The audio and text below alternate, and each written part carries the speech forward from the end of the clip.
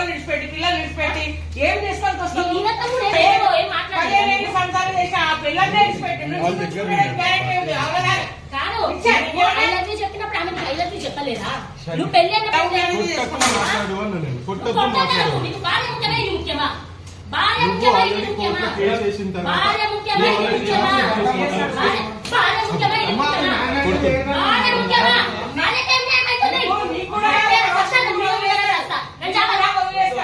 నా ముగ్గురు పిల్లలేం కావాలా? నా ముగ్గురు పిల్లలేం కావాలా?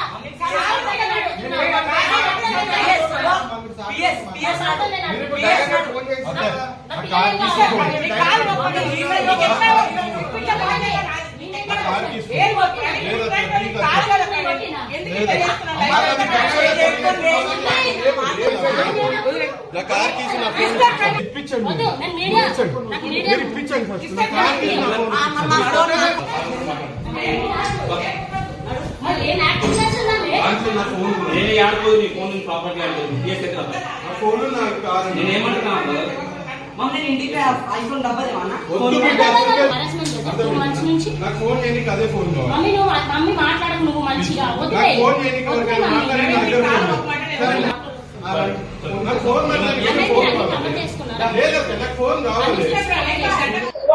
కే ప్రవీణ్ కుమార్ నా హస్బెండ్.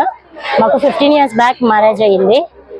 మేము ఆఫీస్ రన్ చేస్తాం అన్నమాట, బిజినెస్ లైసెన్స్ ఇస్తాము.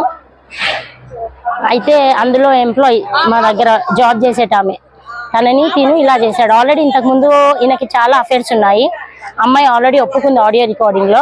వెళ్ళిపోతా అని చెప్పేసి మళ్ళీ అమ్మాయి వచ్చింది. ఇది 3వ సారి వెళ్ళిపోయి రావడం.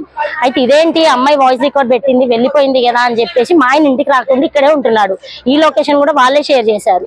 ఇక్కడికి రండి కూర్చొని సెటిల్మెంట్ చేసుకుందామని వాళ్ళే మెసేజ్లు పెట్టారు, వాళ్ళే లొకేషన్ షేర్ చేశారు. అట్లా నేను వచ్చాను, నాకు తెలియదు వీళ్ళు ఇక్కడ ఉంటున్నారని. వచ్చాక కొట్టడం స్టార్ట్ చేశాడు.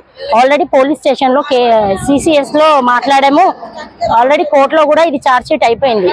ఈయన అరెస్ట్మెంట్ చేశాడు 4 times మా ఇంటికి వచ్చి, నన్ను నైట్ పూట వచ్చి కేసు విత్డ్రా చేసుకో లేదంటే ఆ అమ్మాయి ఆప్షన్ ఇస్తుంది వారం ఇటు వారం అటు ఉందాం అనేసి అని చెప్పాను. సో ఇప్పుడు నేను వచ్చి అడిగినందుకు నా మీద ఏమంటారు కొట్టాడు. ఆల్రెడీ ఆడియో రికార్డింగ్స్ వీడియోస్ కూడా అన్నీ ఉన్నాయి. నేను అడగనీకి వస్తే కూర్చొని మాట్లాడదాం అసలు ఏంటి నీ సమస్య అంటే నా హస్బెండ్ నాకు కావాలి అనేసి నేను చేశాను. ఇప్పుడు 3 పిల్లలు ఉన్నారు. ఏం సెటిల్మెంట్ చేయకుండా వెళ్ళిపోయాడు. పైనుంచి నా మీద అలిగేషన్స్ బ్లేమింగ్ వేయడం అన్నమాట. సో అట్లా జాబ్ ఉంది మాకు.